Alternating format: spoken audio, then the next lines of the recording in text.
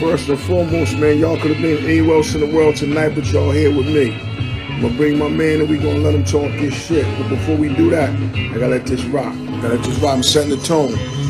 I'm setting the tone. I'm setting the tone.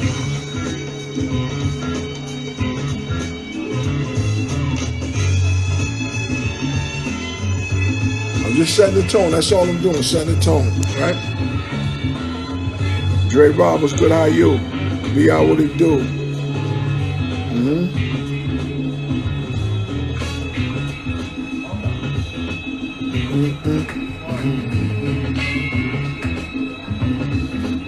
Slow down, DL. Easy, easy, easy. I watch you drink champagne for 5 minutes.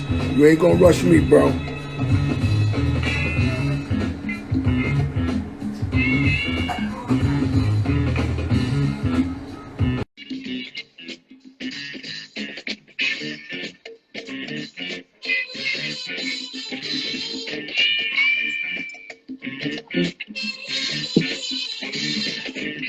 It's all about setting the tone, baby. Take it easy.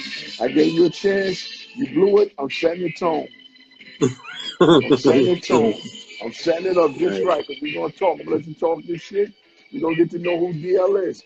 And we're not talking about the educated black man who does this on Sundays. We don't want that DL.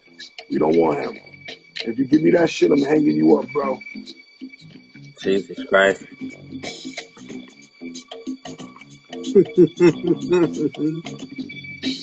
What up, BR? What up, Dre? All right, so first and foremost, my brother, how you? Good, man.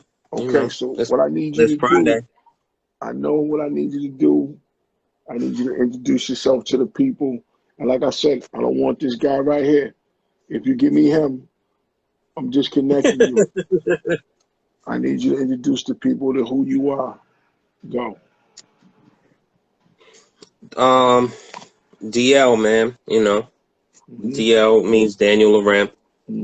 I'm just, you know, a guy that cares. You know what I'm saying? Cares about the craft.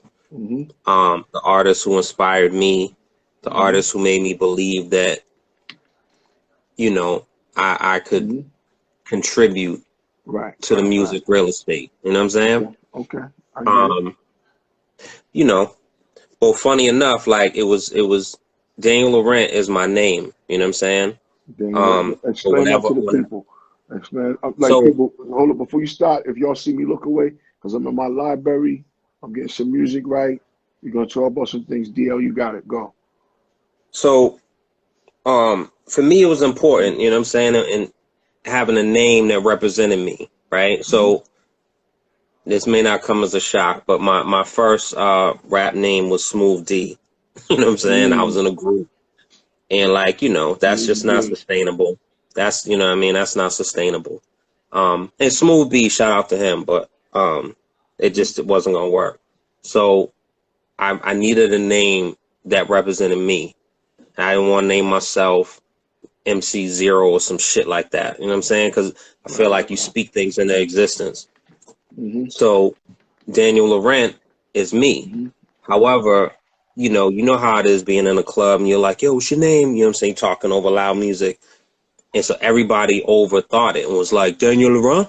Is your name Daniel Laurent? Are you Haitian? And I'm like, nah, yo. You know what I mean? But so then DL came out. And then right at that time, Oprah had her big expose on her show, Brothers on the Down Low. at that very moment, Mm-hmm. she came out with Brothers on the DL. Mm. And I'm like, God damn, like that was a hit. You know what I mean? So, Bad hit. Okay. and I'm still, the close friends and shit be like, still, oh, DL, man, Brothers on it. I'm like, shut up, man. Mm-hmm. So, but DL, man, that's me, Daniel Laurent. Mm-hmm. So, let's take us back. When did you fall in love with hip hop? When did you realize that this is something you wanted to do?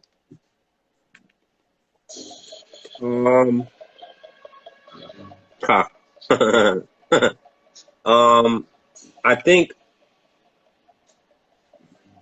I don't know, man. I remember stealing an NWA tape out of my uncle's room and hearing Straight Outta Compton for the first time. You know what I'm saying? And my mother taking it. I'm like, oh, you can't play that.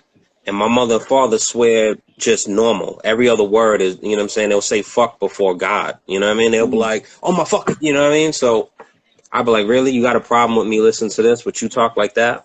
And then I got slapped in the mouth.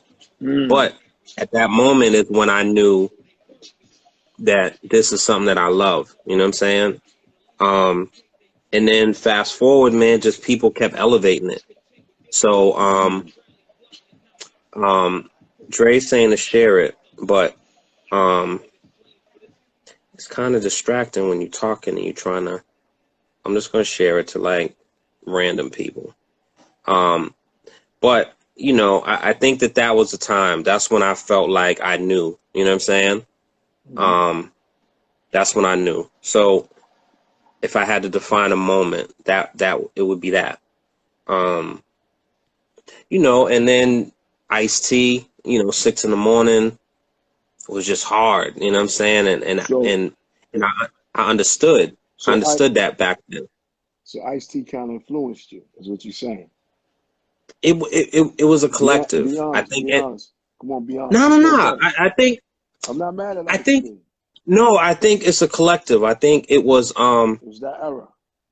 It was NWA. It was Ice-T. It was Too Short. You know what I'm saying? The Ghetto by Too Short. And just talking that talk, and I'm like, yo, that's, you know what I'm saying? Because I going back and forth to New York with my father and going to the Oasis in Harlem, and I'm 8 years old. You know what I mean? It's completely inappropriate. You know what I'm saying? But I'm 8 years old, and I'm in a club, like in a lounge with my father, and talking to hoes. You know what I'm saying? And pimps. Watch your mouth, Real brother. like. But you keeping it real, so I respect that. Yeah, they were working, you know what I'm saying? And I was having a conversation with them, not about like Sesame Street, but just talking about like real life shit at 9 years old. You know what I'm saying? Right. So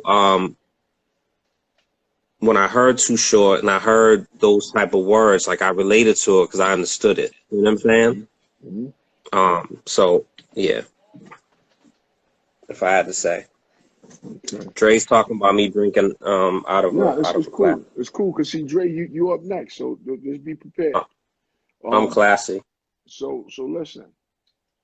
Mm. So let's say, do you recall the first rap that you wrote? Mm-hmm. Do you remember it? I do. I didn't record it. Let me hear it. Let us hear it right now. It's crazy. Let's hear it. And it's crazy, not in a good sense, but it's just crazy. Yeah, because at that time your thought process was somewhere else. So shout out to X of Fame too. So it was I don't remember like the first two lines, but like it's the diggity diggity d riggity riggity rockin', watching all the girls while they jiggity jiggity jockin'. Yeah. So I thought I was at that time you thought you was part of Das Effects, right?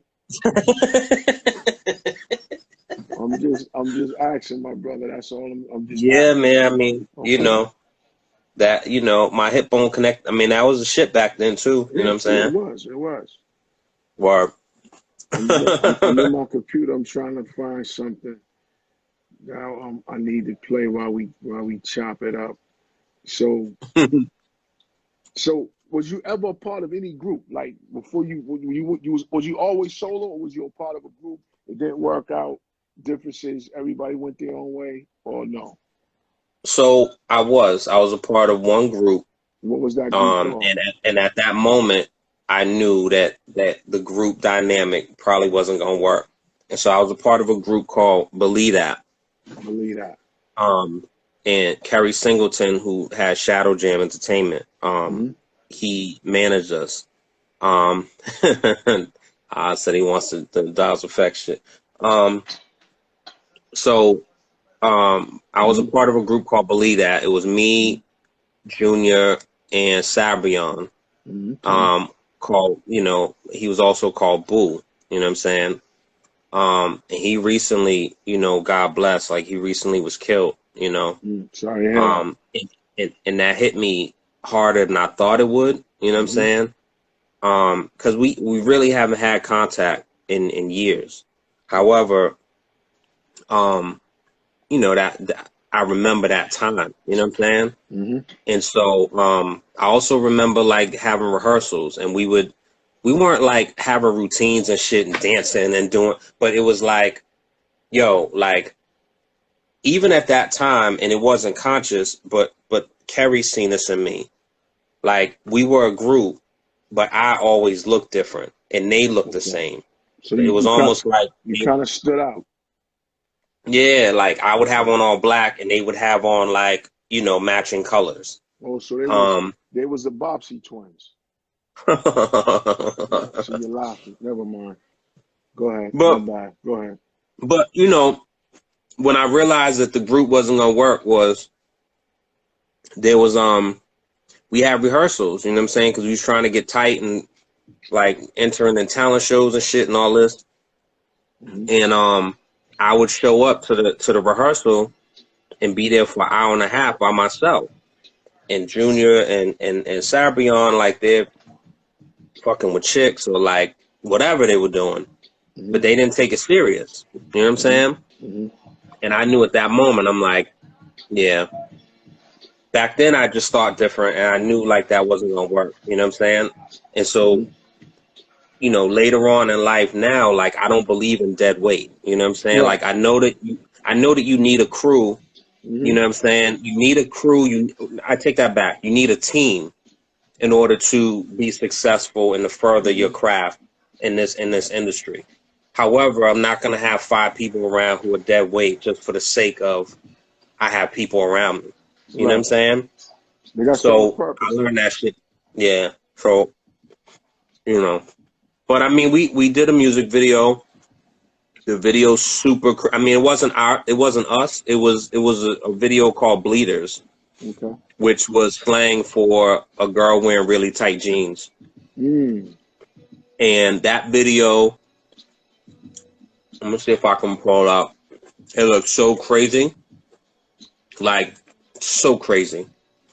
Like crazy in You a know how good you have way those? or crazy in a bad way? Nah, nothing's good about it. Okay. Well, let's leave Nothing that. like it's. Let's leave that video where it is then. Let's do Nah, that. I'm not ashamed. Okay. All Look, right. I'm not ashamed of it. You know what I'm saying? Like Okay. it was what it was, but it's crazy. Appreciate that, Like family. capital. Mm-hmm. Like yeah, I'm gonna see if I can find it. But okay, wait a minute, let me see. All right. So what I'm gonna do is I'm gonna see if I can just get to the part. Um, let me see. Hold on. Wait. So there's an intro scene. Where is that? Where is that? Okay. All right. I think. Let me see if I can. All right. Here it is. All right. So I'm gonna share the screen, right? Well, not Mm-hmm. share the screen, but you know what I mean. All right. So hold on. See it? Okay. So you see us? You see us coming out? Watch. Okay. See me in the middle? Okay. You was That young was as hell, me. man. Oh man. So even then, you see how I had the black Uh-huh. and they had that color on? Yeah. You know what I'm saying? So And so so then you fast so forward, you was eventually gonna go solo anyways, right? I didn't know, you know what I'm saying? But like, you see our little routine in the back? Okay. Okay, stop Yeah, it. but you know, it's all good. All right, so listen, Yeah, that's just wild. what year was that when you was in that group? Just so we understand where we at. I don't know, 90? Not, Okay. yeah, maybe something Okay. like that. Probably So 90 or something. so when the group dismantles, right, and it breaks up, everybody go their own way. What's your next move? I started doing street promotion. Okay. Shout out to Brandon. I see he's in the room, Okay. Bedlam. Right. But I started doing street promotion because Kerry, that's what he was doing. So he was showing me that. And I was just learning how important that was, you know what I'm saying, and retail tracking and all that. And so I was interning. I interned for Arista. Mm-hmm. Um, I was trying to get the, remember when Puffy did the Big Mac and he Mm-hmm. did Biggie Smalls and Craig Mack and he had like the Yeah. box? Mm-hmm. So I didn't get that, but I forgot what was right after, but I helped on something, but I was interning. I didn't get paid for it. But my Right. first check was for, I promoted the Junior Mafia conspiracy. Um, and then Little Kim with the hardcore, and everybody remembers that poster. I had Mm-hmm. all them shit spread in my room. You know what I'm Mm-hmm. saying? I woke up to that shit and I went to bed to that and I was, oh man. But that's what I was doing. So, Jeff, you remember that poster? Yeah, it was serious. So, but that's what I was doing. I was doing retail tracking and retail street promotion. Mm-hmm. Going to Nubian Notion, going to Mattapan Music. Mm-hmm. Um, that's how I met Funky Fresh. I didn't really service Funky Fresh like that for whatever reason. It wasn't a personal thing back then. I didn't really know him. You know what I'm saying? I didn't know Rusty, um, but Nubian Notion certainly. Um, Skippy White's on occasion, but Mm-hmm. you know that's what I was doing. So that's what I got into the business of it. You know what I'm Okay. saying? So listen. So at this point, you were just doing a promotion thing, right? Hmm. So was did you put the rapping on hold? You just wasn't really focused at that point. I was just being a kid. Like Okay. I didn't really Okay. have, you know what So I mean? I so didn't really have the so what so dreams what like that. okay, so what pulled you back? Like what made you jump back in? Because you know you was doing a group thing and you realized because you was always wearing what you wanted to wear and it was looking like Katie and Kim the Bobson twins. That dismantles, you go solo. Yo, stop laughing, yo. Right. For real, stop laughing. So the group dismantles, you start doing a promotion thing, right? When do you Uh-huh. realize that rap was your calling and you got back in the game? Um, I don't, I don't remember. I think, man, I'm a creative. You know what I'm saying? And so I was drawing. I remember I entered some contest for like the Boston Herald and I won and my picture was on the front of the paper. Okay. Hey Key, how are you, babe? Um, but I remember, you know, I won that and then I won something for the Globe and I was just drawing. I was drawing at this time we was drawing sneakers. You know what I'm saying? I was Okay. designing sneakers and the whole thing. Mhm. Um, I remember I wrote a script. Um, and it was like 400 pages long and just all this shit. And I was also like in and out of just, I grew up around a lot of elements, you know what I'm saying? And I tried to dabble in certain things and I just believe, and this is the difference between me and a lot of people. Um, I feel like the people who are good criminals or Mhm. successful criminals Mhm. don't really have a record. People who've been in and out of jail their whole lives and shit, and I know that you get stripes for that, Mhm. but you're getting caught. like, let's take away all that you survived. As people, I know that we're able to adapt and survive in horrendous conditions. But if you put it on paper, you are getting caught at what you are trying to do. So, you know what I mean? So there's a lot of shit that I did. I remember, you know what I'm saying? I think that I got lucky, man. I had an opportunity to do a commercial, and that was that's where I met Rockland. Okay. And that was a commercial. It was a non-smoking commercial, and they played that on BT. I feel like MTV. They played that commercial for probably like a year. You know what I'm saying? And I remember the money I got from it. I was so happy. I thought I was rich. And so that was me performing on camera. Now, I didn't write the lyrics, but I auditioned. I got it. Rockland was supposed to get it because he had the better voice, Right. but he wasn't pronunciating the way in which I was able to pronunciate. So they gave it to me. Okay. I did that.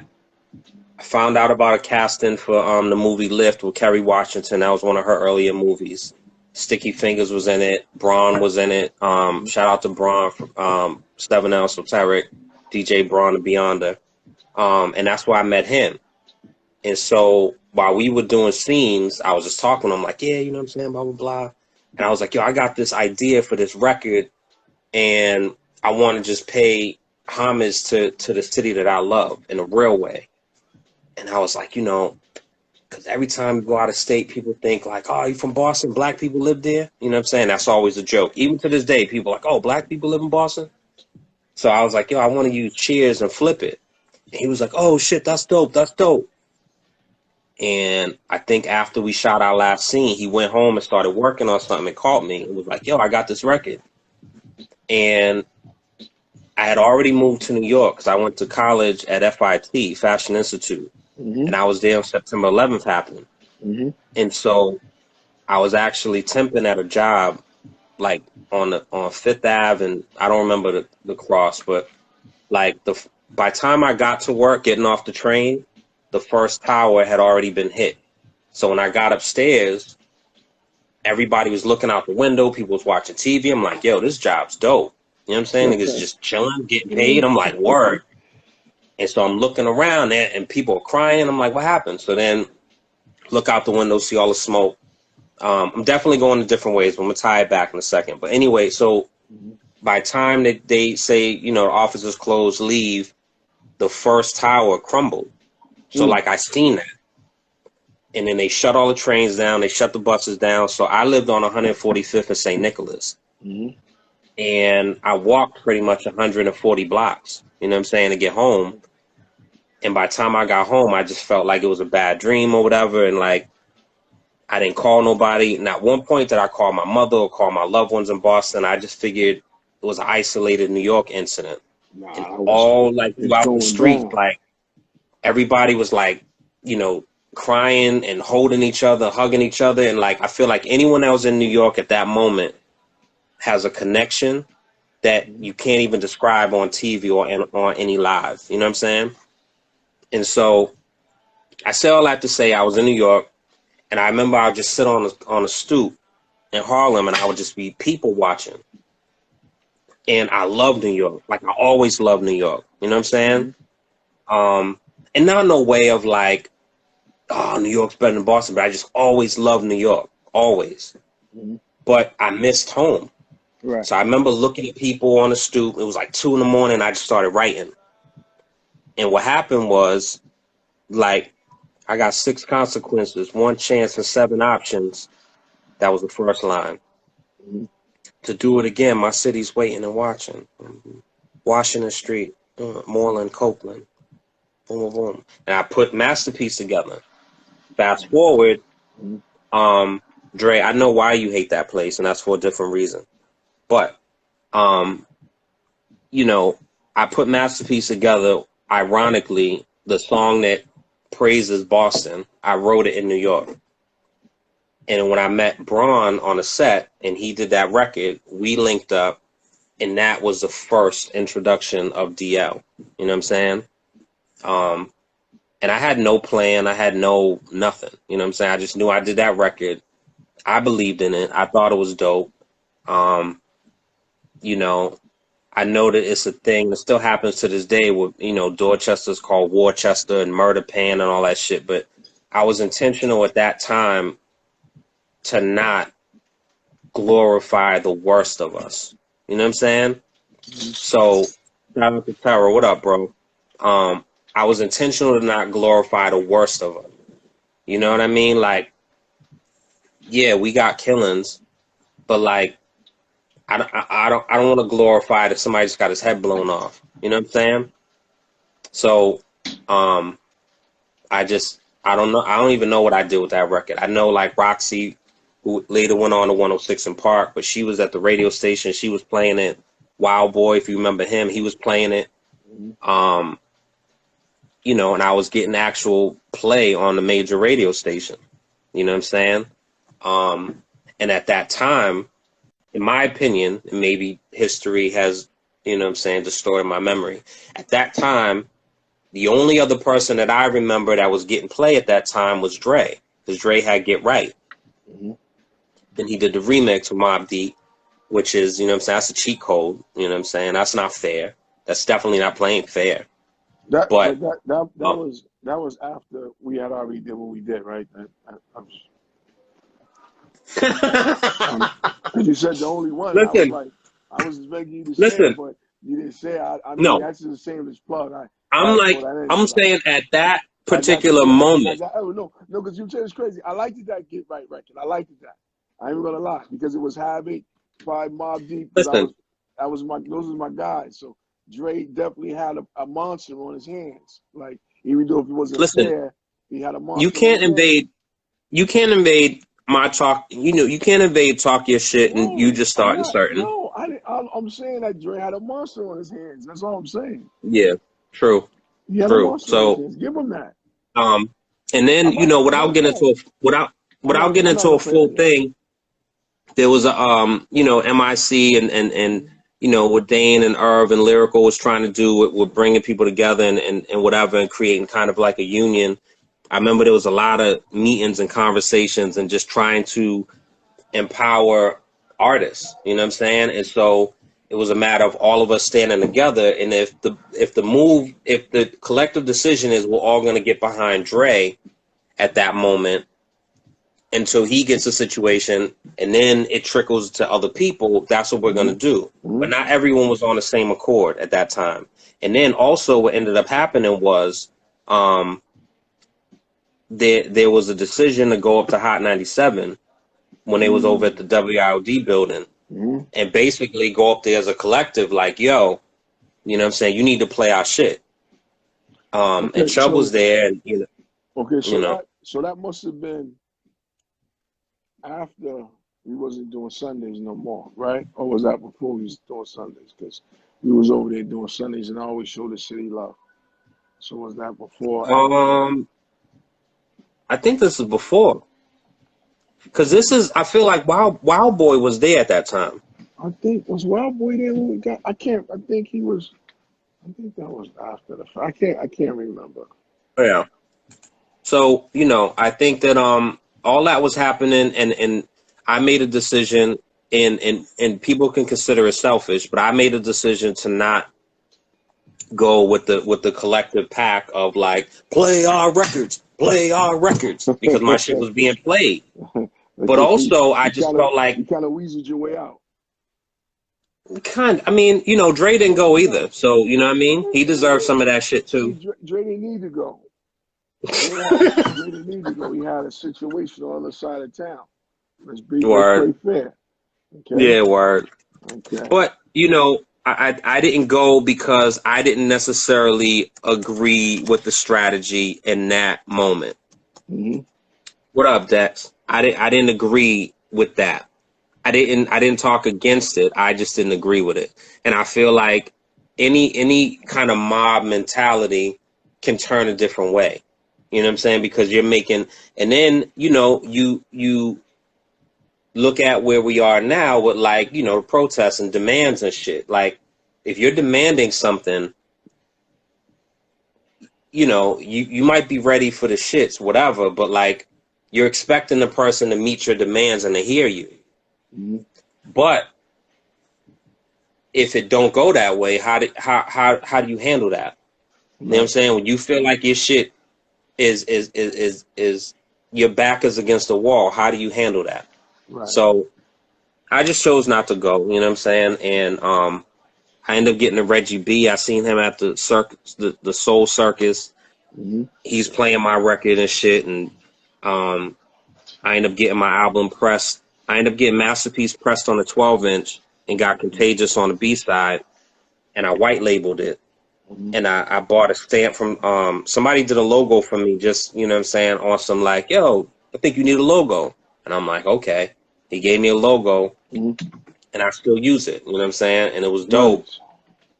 And it was me, you know, sitting, and it's the city behind me like a skyline, but it's a circle. And so I ended up going to Staples, I think, or Office Max or some shit, and getting like a stamp. And I was just basically, I was like a press shop and pressing my own shit. You know what I'm saying? And I remember I was trying to do a Masterpiece remix, and you know, I met Dre at some barbecue shit that Joey was doing, some barbecue freestyle or something. Mm-hmm. I talked to him. I wanted to have Acrobatic on it. I think I wanted to have Smoke on it, but I don't know. And I definitely wanted to have Edo on it. Okay. And it was all no, so me, Dre. Okay, so me, Dre, Ak, and Edo. Mm-hmm. And it was all set. At least I think so. Maybe I didn't communicate this with everyone else. But in my mind, it was all set. And Edo was like, yeah, word. You know what I'm saying? I like that record, blah, blah, blah. I'll never forget, I was doing a commercial. It was a Dunkin' Donuts commercial. And Ed called me and was like, yeah, man, you know what I'm saying? I'm just talking about, you know, chopping up about the record. I'm like, yeah, man, I can't wait to do that shit. Can't wait for your verse. Because in my head, it was like, yo, the OGs and then the new people coming up and kind of passing the torch and putting arm around, you know what I'm saying? So in my head, it was a great plan. And Edo, and I had I felt a strong way about him at the time. But I understand it's business, and now I understand it. Now I look at it from different lenses. But he was basically like, yo, you know what I'm saying? So basically for the verse, I could do it for this. And I like my heart dropped. I'm like, yo, I thought I didn't say this, but I'm like, yo, I thought this is Boston. We all love each other. I'm from here. I got a beehive. You know what I'm saying? We do love each other, but everything is Yeah. business. It's not personal. Word. It's I get it. business. I get it. Personal, But at the business. time, but see, also, and I didn't understand that deals are made like that all the time. So if I talk to you, Jeff, about DJing for me, right, and you say, word, I'm going to do it, we didn't discuss prices, but that doesn't mean that you're not expecting to get paid. Right. But in my head, when I say, yo, I want you to DJ for me, like, yo, you know what I'm saying? Like, my rates is typically like, you know, 600. I could do it to you for blah, blah, blah. I'm expecting to have that conversation then, because that's how I think. You feel me? Mm-hmm. But I was heartbroken, you know, and I never did the remix, and I harbored that shit for a long time. But I'm like, I get it. You know what I'm saying? And I think, you know, that's for the best. And even at the time, I didn't feel like Edo wasn't worth it, but I've always operated in a sense of, you know, ROI. You know what I'm saying? And so my return on investment, like, what does that mean? So if I spend, and this is not the figure he quoted me, but I'll make up, if I spend $1,000 for an Edo verse, and then I got to pay for the studio time, and then in my head, I don't think it's fair for me to pay Edo, and I don't pay Dre, and I don't pay Act, because he got paid, right? That's me morally. So however much that translates to, mixed with pressing it on vinyl, mixed with, I'm like, yo, man, you know what I mean? So I just didn't do it. No, but in hindsight, you know what I'm saying? It is what it is. I'm trying to find this thing, yo, while I'm talking, because this is the pivotal point for DL. This is important. Yeah, I'm trying to find it. We need to get to that because people think that somehow, some way, this is gonna turn into a versus DL and Dre Rob. Like for some reason, the chat's going crazy. I'm just trying not to pay no attention. You know what I mean? So I need to get to the pivotal moment. I'm over here. Okay. A week ago late, I Well, was in Boston, got a call from Dave. Oh man, it's crazy. what's that? No, I'm just reading something. I don't wanna take from your moment. This is your moment. Uh-oh. I was just reading Uh-oh. something. I was reading something on the joint over there. No. No, me and Dre, like the versus thing, man, like it would be competitive, but it will be celebratory because we're honest about it. Right. Like I feel like, there's records that I've done that he's commented on. There's Mm-hmm. records that he's done that I've commented on. And I feel like we are honest about where we are and where we were, and we're not living in some weird fog. And oftentimes with a lot of artists, especially, you know what I'm saying, in these parts, like people just are just not in touch with where they are. You know what I'm saying? Right. And that bothers me. Mm-hmm. On one level, me and you are from the same place. I know what street you grew up on, but your record sounds exactly like Nigo's. Mm. I don't understand that. I fundamentally don't understand that. You could be influenced. I was influenced by Jay. I was influenced by AZ. I was influenced by Royce the 5'9". Mm-hmm. Don't sound like I'm from Detroit. Certainly don't sound like I'm from Brooklyn. Right. Certainly doesn't sound like I don't understand that. So I appreciate when I can have a relationship with someone who makes records, and Dre definitely has a different sound that he chooses and gravitates towards, but you can't underestimate the penmanship and the attention that he puts into the lines. Mm-hmm. So I always appreciate that. You know what I'm saying? So we're gonna do something else. It's not a versus, but we'll do Okay. something else. But Nice. anyway, Okay. yeah. Nice. Shout out to Oz too. Oz is lighting up the chat. And Oz was really helpful, man. Oz and his DJ Destruction, I believe. DJ Illegal. Mass Destruction was the mixtape. And, it like highlighted me in a real way. You know what I'm saying? So I remember these mixtapes. So Mass Destruction, I think volume 1 and 2. Best of the Bean with Jay Saki. Like that was like, to me, that was such a big deal at that time. And I remember it had everybody on it. You know what I'm saying? Mm-hmm. Like I remember, Smoke, the situation was happening, you know what I'm saying, with Sony. I feel like he was on it. I feel like Russia might have been on it. And I feel like I was number 8 or some shit. And you know how, like, back in the days, people, when they get those Clue mixtapes Mm-hmm. and the placement is important, you know what I'm saying? If you're number 16, niggas like, you know what I mean? But if you're in the top whatever, like that shit matters. And I might not have been the top 8. Maybe that's in my mind. Maybe I was number 12. I really don't know. However, like I remember seeing my name on there and seeing Masterpiece in those letters and seeing DL, and I was like, yo, nigga, kidding? And I remember seeing Scratchism, and I was like, all right, because all this time I wanted to be, and this may sound corny, but I wanted to be accepted. You know what I'm Mm-hmm. saying? And I tried to there was a group. I was working a job downtown at a staffing agency, and it was a dude, Jason, and he was with Porn Theater Ushers, which is a wild name, by the way. I don't know if you ever heard of them, PTU, but they did a whole bunch of shows. You know what I'm saying? It was doing Middle East, it was a Bills Bar, all these shows, But it was called and they're the porn. only people. It was something Porn called Theater porn. Ushers, Porn Theater Ushers. yeah, Okay.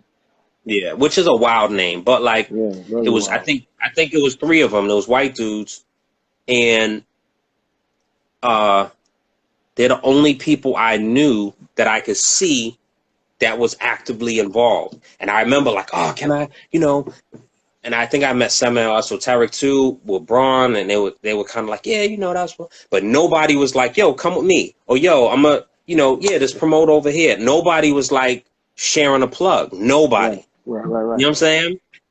And so when I did all this shit on my own, and started getting looks from different situations, and like I was like, wow, okay. You know what I'm saying? Wow. And like everybody had a MySpace page. I had a MySpace page, but I wasn't really on it like that. You know what I'm saying? But what I knew back then was it was important for me to have a website. Um, and, you know, I bought my domain name, Daniel Laurent, and then, you know, I ended up registering it and the whole thing, and I had my website back in the MySpace days. And then fast forward, MySpace goes away. You know what I'm Right. saying? So even back then, I knew the value of having your own shit. Mm-hmm. So it was always important for me. You know what I'm saying? And I remember like me and Mr. DL, because there's a Mr. DL. And he does more directing now, but he was doing music. But me and him had a clash. And that was silly. You know what I'm When saying? you But say like, clash, what do you mean by clash? um, Why you give me that so look? Like I you don't met want to talk him. about it? I know I met him in the studio at Art. You know what Art Institute is? Mm-hmm. So I met him at AI, and it was a producer I was working with, and he was like, "Oh, what's your name? Your name's DL." Oh shit, my man's name is DL too. And I'm like, "Oh, that's funny." He was like, "Yeah, my name's Daniel." Blah blah blah. I'm like, "Ha ha ha!" Right? Fast forward, um, you know, I think the more I'm starting to be played and discussed in different circles and being on flyers, it changed a little bit. The And narrative so changed. the trajectory was a little different. And so I remember, I don't remember all of it, but I remember I lived on Moreland Street in Roxbury, and I was doing something in the living room, and I got a phone call, and the person was like, "Yeah, man, you know, Mr. DL just hit me and said that, you know, he doesn't understand this, that, and the third, and you know, wanted to have a conversation with you." Um, I take that back. He called me directly. He There you called go. me. So Right. a person who we're both cool with gave him my phone number, which I'm like this. I don't give people's phone numbers out. Even if so you and politics can be cool, and I know y'all are people, right? Right. And you call me tonight, you're like, yo, let me get Joey's number. Mm-hmm. I'll hit Joey and be like, yo, it's good for me to give. I just think that way, Right. right? As we all should. And he gave my phone number to this dude, and this dude called me, and I was in the middle of something, and he was like, yeah, man, you know what I'm saying? I kind of feel away. We got the same name, and, you know, Boston's small, and this, that, and the third, and I think we should battle for it. And I was like, are you fucking kidding me? You should have been He like, was "Are you dead shitting serious. me?" You should have been, "Are you shitting me?" And I think, you know what, I think I had just had my first daughter. I was Mm-hmm. doing something with her, and you know how those moments, you know what I'm saying? And Mm-hmm. so that's real life shit. And Mm-hmm. so he calls me with silly shit while I'm dealing with real life shit. I just felt the way about it. And I forgot what I said, but it definitely, you know, it wasn't because we come from a place where you don't just invite another man to your privates like people be doing now. Suck my dick, nigga. Like we don't talk like that. Because if you talk like that, you gotta be really ready to take it. So I didn't say nothing crazy. However, it was like, are you serious, bro? Like, don't call me with this dumb shit. You know what I'm saying? And I think he was like talking in different circles, and we were at a show together. He was supposed to be there, and there was rumors that he was gonna see me when he got there.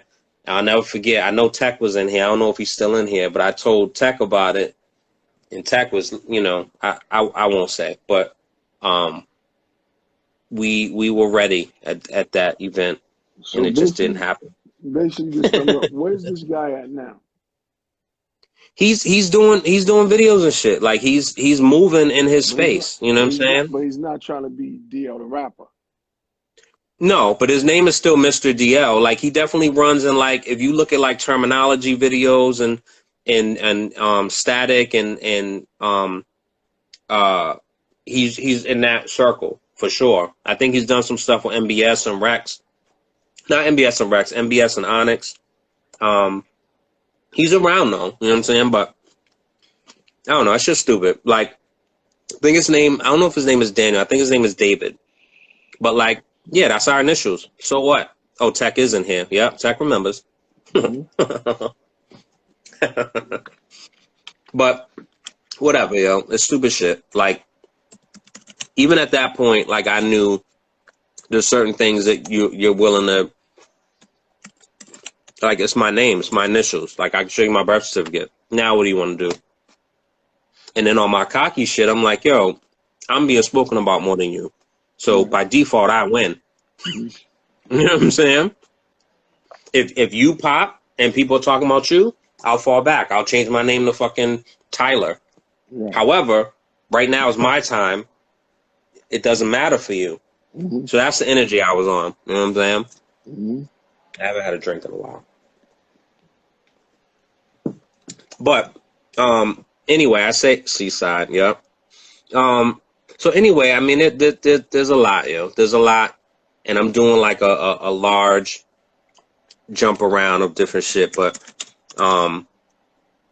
you know, I always understood that I always understood, not no arrogant shit. I just understood that I was different, and meaning like I come from, you know, and you remember this. I come from a place where, like, when you perform, you show up, you know, in just some regular clothes, and then you'll bring your clothes that you're performing in, and you have them in a bag, or you have them in some shit. You go backstage, you change, and you come out. And that doesn't mean you come out in sequence, right? But that means you come out looking fresh. I remember that. So that's the showmanship. Like, I always loved, you know, Jay's music, but as a performer, I always thought he was boring. Now he's a little different, but I always watch and I'm like, yo, like, he's just literally standing there reciting fucking lyrics. I mean, I knew I was never going to be DMX or Red and Meth because I don't make music high energy like that. But engaging with the crowd and infusing my personality, like all that shit, you know what I'm saying? That's all me. So, you know, and I never felt like I had to wear a monkey suit. And I said that back then, you know what I'm saying? Like, you'll see rappers, and I looked on Facebook earlier at something, and there's a dude who's not doing music anymore. He's doing real estate and shit. And I looked at a picture of me and him, and, you know, he got his hat sideways, he got glasses on, he got the jewelry on, you know what I'm saying? He got the rapper starter kit. And I'm like I've rocked looking like this. I've worn a suit. You know what I'm saying? I wore a suit and performed at the Milky Way. And that wasn't planned. I just was coming from somewhere. You know what I'm saying? But my music is me. Like, when people hear my music, I'm not playing my shit for you, and you know me, Jeff, and I play my music and it sounds like, I mean, just because somebody mentioned, but I'll just say his name once and one time only. It doesn't sound like fucking Tekashi. Blah, blah, blah, blah, blah, blah, nah, nah, nah. It's like, bro, what? Who is that? You know what I'm saying? I'm also not rapping about foreigns. What are you talking about? You know what I'm saying? So I've been in a space where, like, being in the back seat and my mother going and collecting from different workers. And I remember being in the back seat, and it was these big bushes down on Ziegler Street. And my mother pistol whipped a grown man. He had to be at least 6 feet, 200 something pounds, and pistol whipped him. And, like, she told me to put my head down the back seat. However, I'm peeking up. Basically, mind your business, little man. And my mother, you know, like, you know, you see Deb Anthony, you see Walker's mother. She, you know, she looks like she's stature. You know what I'm saying? My mother's not, you know, I don't know. I remember that. because he was short. He was short on money, and I remember that. I also remember waking up 1, 2 in the morning, going to use the bathroom, and seeing scales on the table in the kitchen with white stuff on it. Wow. I remember like being curious and like sticking my finger and tasting it. Like, that doesn't taste good. Jesus You Christ. know what I'm saying? He was into a lot of shit, B. So I say all that to say, like, it's a conscious choice to not go in that same path. You know what I'm saying? Like, all of my uncles across the board were in and out of jail. To this day, like, there's some that's in there. All of them, they have all been in and out of jail. And for some of us, that's normal. Right. For me, nah, yo. Like, we could have the debate about black people and black men if we're free and all that type of shit. Like, yeah, we're all free. But I enjoy, when I hang up from you, I can either go to sleep, I can get out and drive, I can order some Thai food, I can watch Netflix, I can make a phone call, I can take a shower. I appreciate that. Right. So you should. again, back to the crimes, like, you know, not everyone is good at everything. No, everyone's not. Right. Like, I learned how to pickpocket. My father taught me how to pickpocket.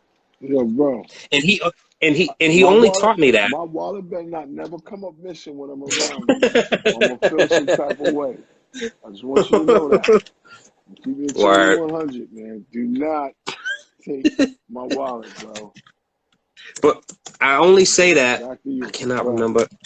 I only say that I remember doing that because he was just basically telling me what my wallet to be careful. Right. Okay. You know what I'm saying? Right. And so I learned how to do that. Do you ever clip you just to keep you on point? Did he usually just take your wallet just to keep you on point? No, but from that, like, I have 4 wallets and like designer wallets and nice wallets, but I don't use wallet. So I think, you know, I think for that, you know what I'm saying? But so I got reminded. I just want to kind of Street, man. Side Street Copper was good. How you? So I think you know, just getting back to music and where things were, like, you know, Masterpiece was my first, Contagious was the second. And then I feel like, you know, I did a CD and I remember, like, I was like, yo, it'd be dope to do a double disc and have like videos. Right. And like live performances and interviews and shit. And I didn't know nothing about editing. I think I had some weird fucking program, and I took footage on a camcorder and edited all these things and put it together myself, and then put out the Suppression CD DVD. Wow. And I got 2,000 of them pressed. I sold at least like 1,700 of them, and then gave the rest away. You know what I'm saying? So you I remember they was being sold. So you was caking up out here. I mean, you know, I wasn't able to buy a house, and that's how I gauge shit. You know what I'm saying? Like, are you really doing it, or is it just like for Friday night? Like, is there something to put on the gram and show off, or you really? Well, we're not gonna say the gram wasn't around at that time, so let's not. No. Okay. No. But, you know, I think that the albums was always important for me to do hand to hand, and I always sold more records right after I performed. So I remember I had a Dope Fiend campaign. Wow. And I called it that, and I had a cardboard, and I wrote in a Sharpie, and I said, you know, $1 CD, Dope Fiend campaign, $1 every CD. Wow. And my first show at Leeds Edutainment, I performed at the Middle East. I made a flyer myself. I went to Kinko's and pressed it and got like red paper and yellow paper and made like 500 copies and went all throughout like the areas that would frequent the Middle East. So I went to Cambridge. I went to Emerson. I went to all these places. I went Store 24 and I put up all these flyers. And I had like 100 CDs that night. And right after I got off the stage, like everybody rushed, bought every CD, and like 20 people just left. And I'll never forget. I'm like, oh shit. And I didn't know these people. But at that moment, I'm like, yo, I need the real, because we all been to shows and we see how people will invite their family and after they perform, the family will leave. Like I never did that. I was never into that. Like my family and friends don't even know I'm doing a show until they see me posting a video of it. That's me though. You know what I'm saying? So I guess it's fair to say that when you was doing a promotion, it helped you out when you started doing what you was doing again. No. And Leeds, you know, it got Leeds respect, and he was like, "Wow," because he didn't give me flyers. You know what I'm saying? Right. He just put me on a show, and I was like, "Yo, this is what I need," and that was my end. So, you know, but fast forward, man, there's a ton of records. Like I can't say I have records with like national artists. I think that was a conscious decision that I made.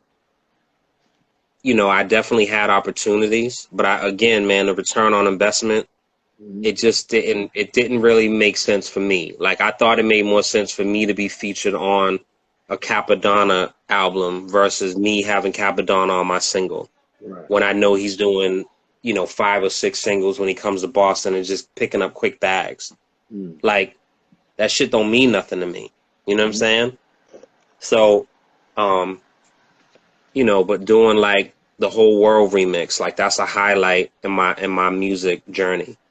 You know, everyone that I asked to be on that record is on it. Right. And it was intentional. Like, you know, Easy Money's on it, Dre's on it, Secret Society's on it, Slane's on it, DJ On and On, God Bless the Dead is on it. I was not on it. You know, I mean, bro, look, there's plenty of things that you did that like I didn't get looks on. You know what I'm saying? We weren't in each other's paths. As far as what? You was doing Source, All Access, Lisa Ray. You didn't slide to Connect. Bro. You didn't. Hold on, what'd you just do? This is not about me. This is about you. You asked though. But that didn't have to come out. Well, I'm saying that's a real thing. It didn't have to come That's out. Diamond. I mean, she's forever Diamond. You know what I mean? Okay. But anyway, like Whole World Remix. I did Requiem for a Dream with Slame. Yep, Jeff. We opened the MIC Awards. We had a live band. Slane came out reading it because he didn't remember his rhyme, so he was reading this shit off the paper. Time out. Did you forget that you did that? Somebody had to remind you? There's a lot of I mean, it's a lot of shit, yo. For me, it's not really about. I'm like this because there's a lot of things that I have done. Like myself. Go ahead. Yeah, but no more drinks. There's a lot of things that I've done that I look at the journey of it more than I look at the actual accomplishment of it. Right. And being in the business, being in the space, and you know, like there's all types of talks about doing shit and it don't happen. And so when it's official, then that's when it matters. And so, for example, you know, I did the Outside video that went on to, you know, be in over 40 film festivals and won over 25 awards for best video, not even best hip hop video, but best video. Right? My son's in it.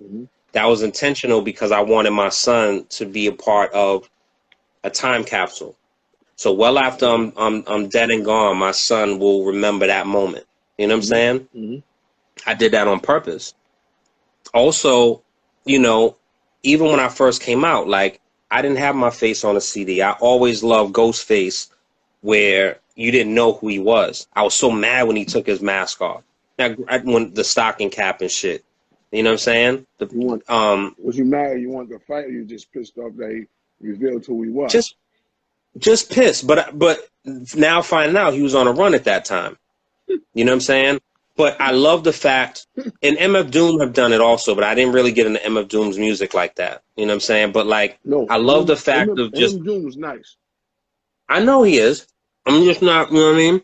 But I just love the fact of your art speaking for you. Because we all know, we've been downtown at the corner mall. People got CDs. They're like, yo, man, check out my shit, $5, bro. You know what I mean? I'm spitting that shit. And it's like, bro, like, you listen to it? Remember that shit from Set It Off?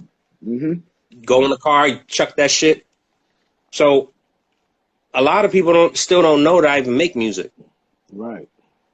I let the shit speak for itself. So 20 minutes before this live started, I just got a final email because I did a lottery commercial for Rhode Island. And basically, they wanted to use I Got the Power by Snap, but it was just really expensive. So I mentioned Outside because Jeff, who directed Outside, is working with this ad agency, and called me and said, hey, this is something that we're trying to do. Are you interested? And so I wrote a rap. I picked out an electronic beat.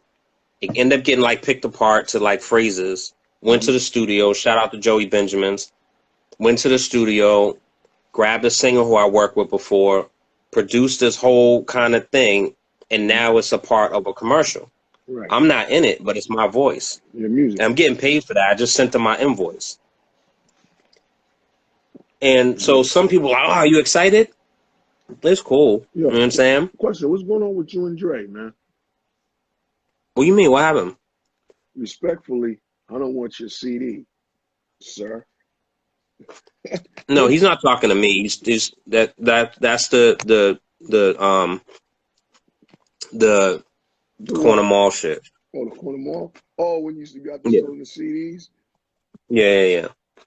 So, you know, I think that music, man. Yeah, why? I don't. You do. You're a DJ by trade. That's your thing, not mine. Yeah, I gotta stay in the know loop. You know what I mean? I gotta stay in the loop. But I gotta know who's but sometimes I want to stay out of the loop. And, you know, I feel like energy is important. And there's absolutely unbelievable artists that I'm not aware of. I'm not the end all be all. Right? There's people that's unaware of me that's on this live. However, I don't need to consume. I'm not a DJ. I'm not a music podcast. I'm not a journalist. I don't need to consume a bunch of fucking music and just listen to this shit and just be nauseated. Like, you know what I appreciate on some real shit? I appreciate listening to Anita Baker. Like, I love Anita Baker's voice. I love her music, and that shit just relaxes me. I love listening to Donny Hathaway. You know what I'm saying? Like, and this is what makes me me. Like, I've listened to Donny Hathaway. I've listened to Someday We'll All Be Free, and I've fucking cried. Like, literally? Because it touched me. It touched me in such a way. And so I told my friend this before. He was like, you cried over listening to music? And I'm like, yo, music is powerful, and you can either be in touch with it or not. No disrespect, and I'm glad he's home, but I don't think Bobby Smurda's ever going to make anyone cry with his records. Maybe I'm wrong. Yo. Right? Maybe. Hold up, what just happened? No, my point is maybe I'm wrong. But my point is, listening to Mama Loves Me by Jay-Z, listening to Song Cry, I'm like, Listening to You Must Love Me. Those are records where I'm like, okay. Listening to Brenda's Got a Baby, those are the records for me, DL, what inspires me. You know what I'm saying? So I think that you know what I mean? I think that makes a difference. So, you know, it's all relative, yo, and artists, that's what makes art subjective.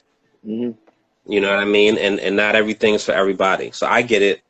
As much as I want to be liked and accepted and all that shit, and I know that I'm not everyone's cup of tea. However, I'm always honest and I'm always myself.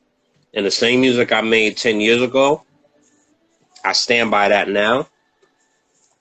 And you know what I mean? What do you say? You're older than what you said out loud. Oh, God. What? BR's a nut. But Oh, my God. It's getting sticky in but here. nah, shout out to BR too. Yeah, And we, BR. you know, No, what I like about BR, BR says what it is, man. He ain't gonna cut no corners. I back with him on Sunday, and he said a lot of real shit, man. And I get it.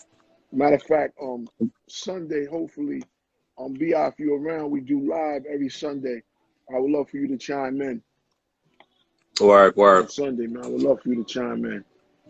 And we got records. We got records. I don't know. I know we definitely got the one.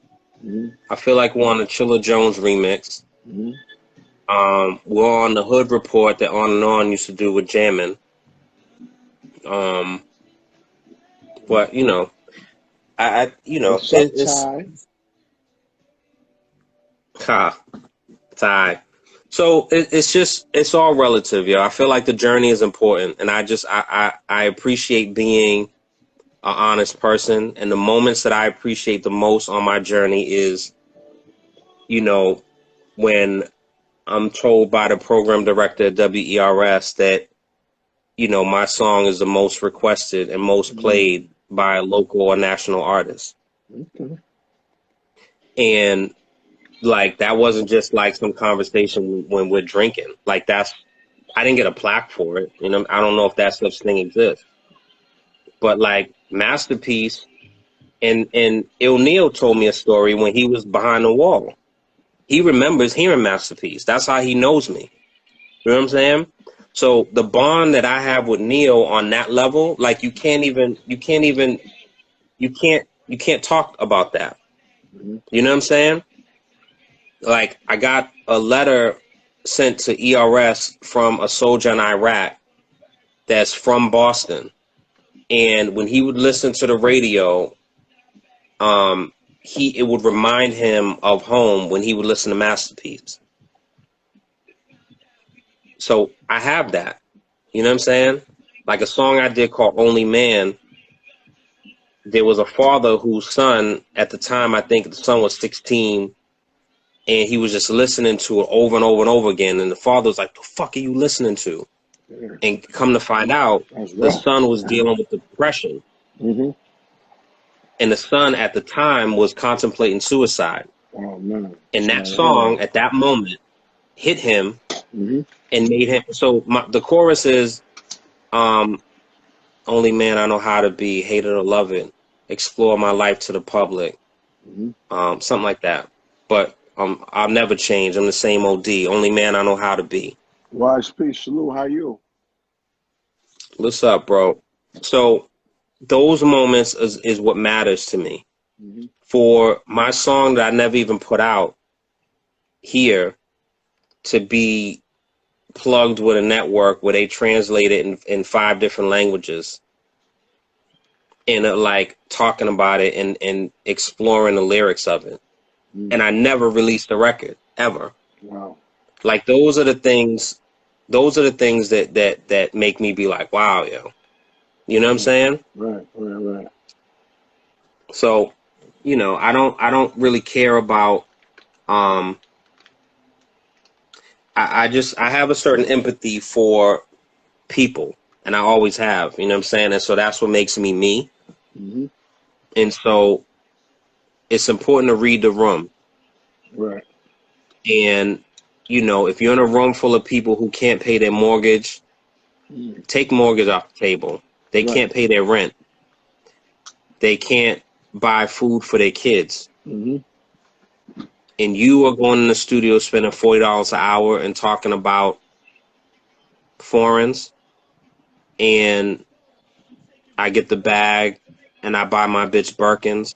Mm. That that's cool. I think that's a little insensitive. in my opinion. So that's where we're different. And it doesn't mean that I have less than. You know what I'm saying? For me, instead of wearing my wealth, I would rather have a house. I would rather have multiple properties. I just think different in that way. You know what I'm saying? So I want to build a power circle.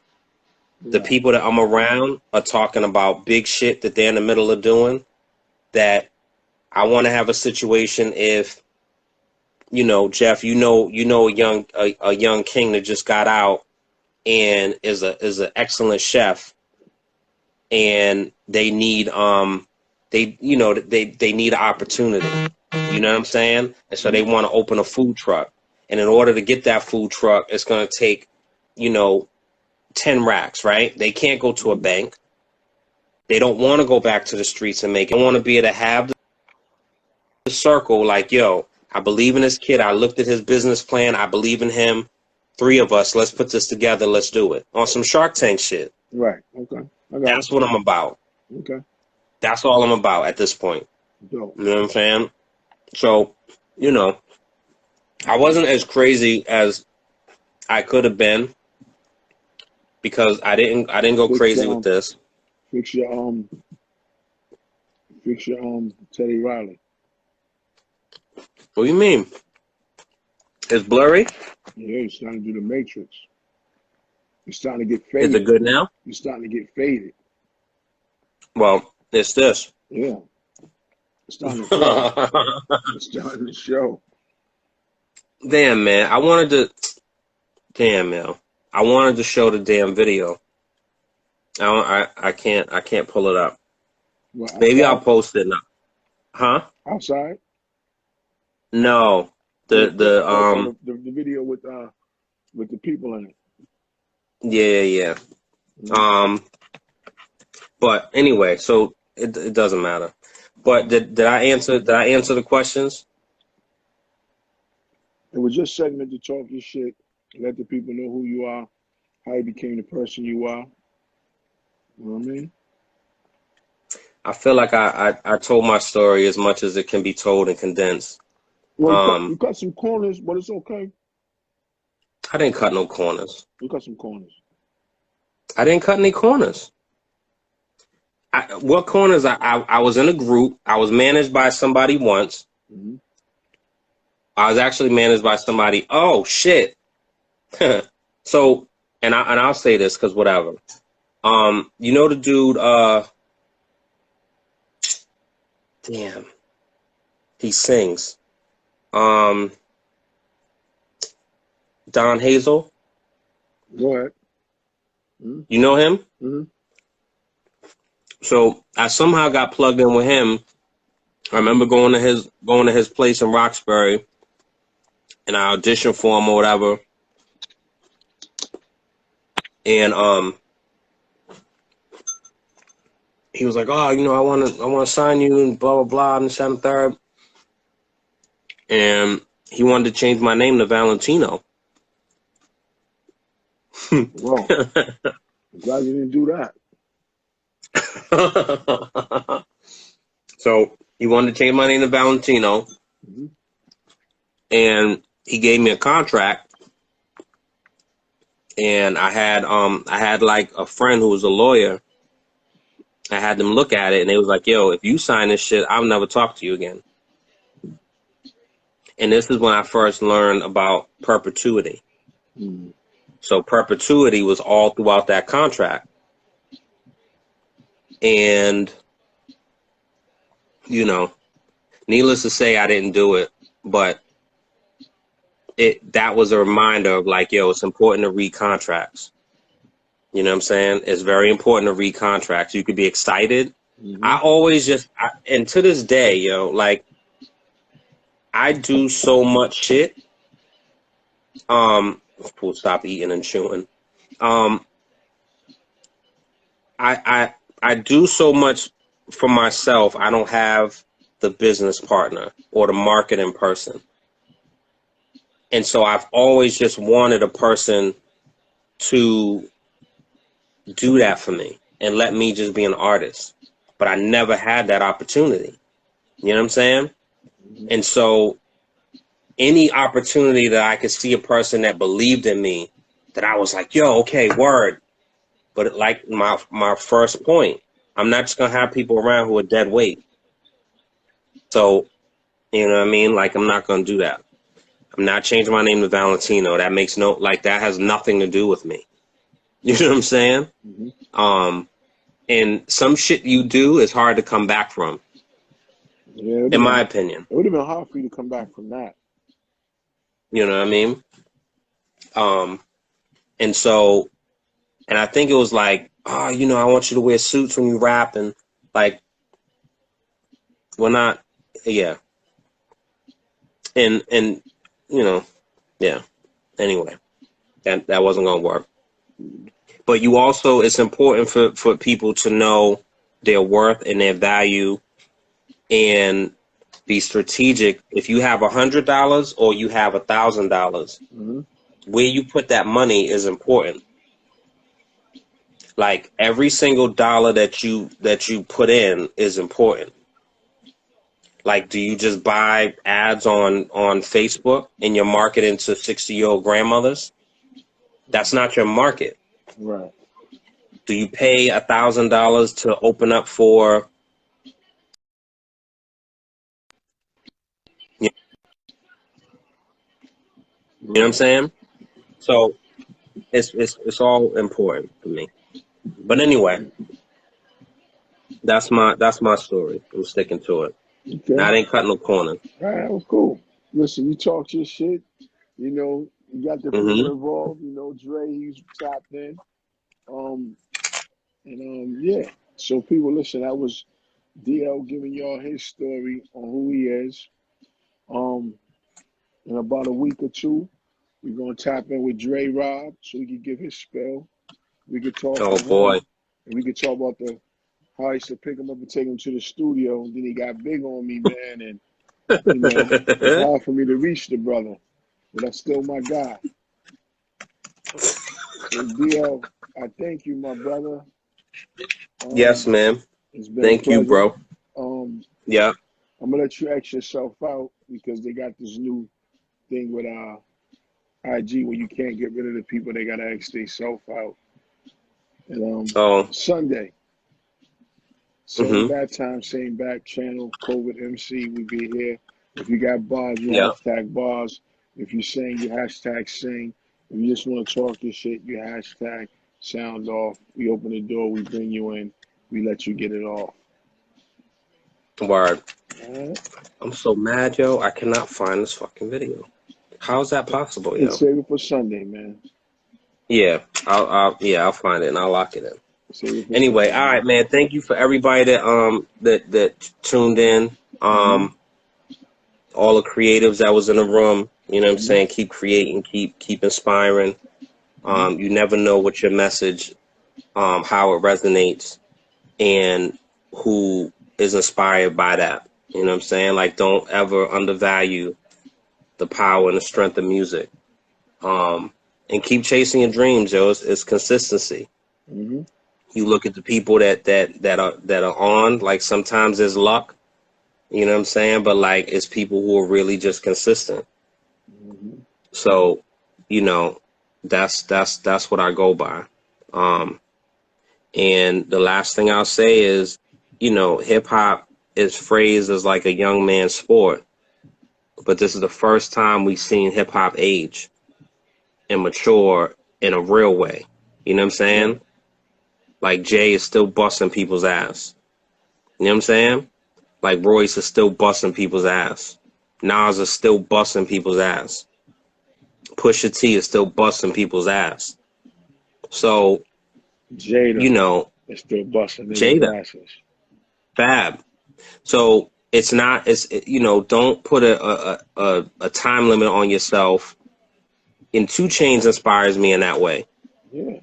You know what I'm saying? Where it didn't work for him, yo, he figured some shit out and he came back. And he's definitely older. You know what I'm saying? So don't age yourself, yo, or say I can't do it because I'm this age. Like, don't put yourself in a box, in my humble opinion. You know, because I'm not. I'm a creative, and I'm always gonna be doing something. I'm always in a mix of something. I'm never gonna just stop creating and be a fucking stockbroker. It don't like that can't happen. Right. So shout out to all the creatives, yo, all ages. You see, that's some grown man shit. Mm-hmm. Shout out to Ali. True, what up, bro? He's mean. Jay Burner. Yeah. Mm-hmm. No, that's you have to call his new. He changed his Okay, name, man. I'm sorry. I'm sorry, Monty Ali. I mean, but Jeez. no, I'm just saying because Yeah. I know him as Jay Burner, but you said change, correct You it. gonna call No, you gonna call me Monty. Smooth D? No, see, come on, stop it. You're DL. Yeah. You're Uh, DL. yeah. Well. But you corrected Yeah. me, Amani Ali. That's what it is. Okay. Yeah. See. I don't need you Yeah. to. Because see, we get to the end of your program and you turn into this. You turn into this. So I'm gonna respect that because you're turning into Word. this. So I'm gonna give you that. Word. I'm gonna give you that. Word. You But corrected me. yeah. Shout out to everybody, man, and I appreciate it. I appreciate y'all for listening. Um. Damn, who's that? So yeah, have a nice Friday night. Mm-hmm. Be safe, and yeah. Mm-hmm. Tell all your loved ones you love them. Mm-hmm. And don't procrastinate. You know what I'm saying? Life is short. Um, and I lied. The very last thing I'll say, and this is what I live. This is what I live on. Mm-hmm. Um, what is your legacy? How do you want to be remembered? Good And question. so, you know, on your tombstone, like, what does it read? And so, I'm still writing my story. However, you know, in my own way, I am making a difference. And so that's what inspires me. Um, and I just wanted to share that. Like, how do you want to be remembered? That's important. We're always Right. chasing the bag and trying to hustle and shit, but like, how do you want to be remembered when your time is over? Mm-hmm. So that's just words to think about. Okay. So on that note, I'll throw up my fist. You know what I'm saying? All right, bro. Have a good weekend, man. I'll see you Okay. on Sunday. My God. Yes, sir. X yourself out. All right. Yeah. All right. Well, So that was my man DL. We do each and every Sunday. Call a friend and tell a friend. COVID MC this Sunday, 8 p.m. right here. Yours truly, my partner Crime DL. On that note, y'all get some rest. Wash your hands. Be safe. See you on Sunday. All right? I'm going.